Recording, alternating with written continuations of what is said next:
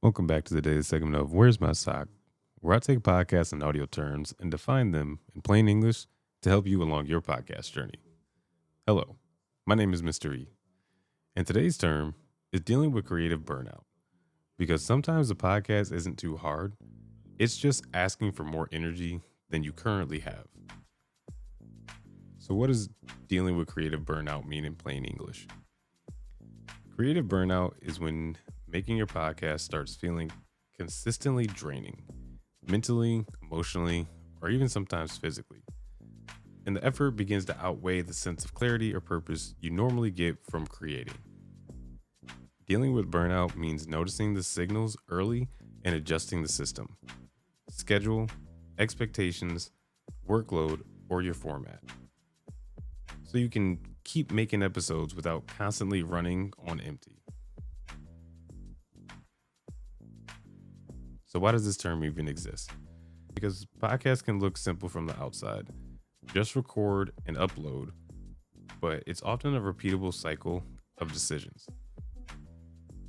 What to say, what to cut, what to publish, what to title it, how to promote it, and what to do next.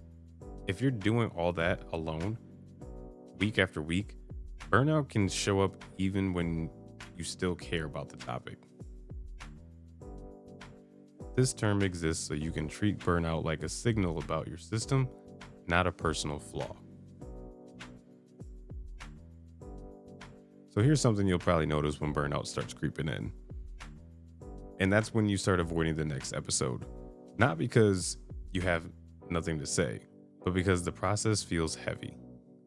That's when small, practical adjustments often help more than pushing harder, like shortening the episode format for a while, batching 2 recordings on one day instead of 1 recording every week, planning a season break instead of disappearing, outsourcing a repeatable task,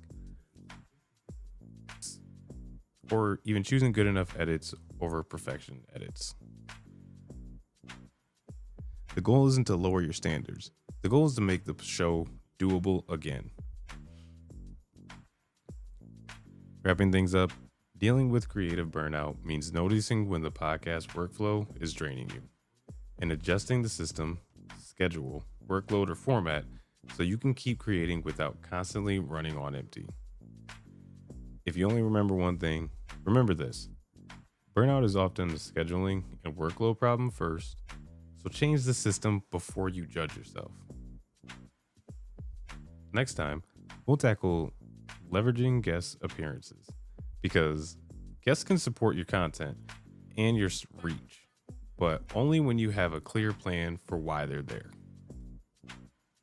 Thank you for listening. And if you haven't already, please subscribe to the show so that you never miss any of this information, so that you can be a little bit better tomorrow than you were today.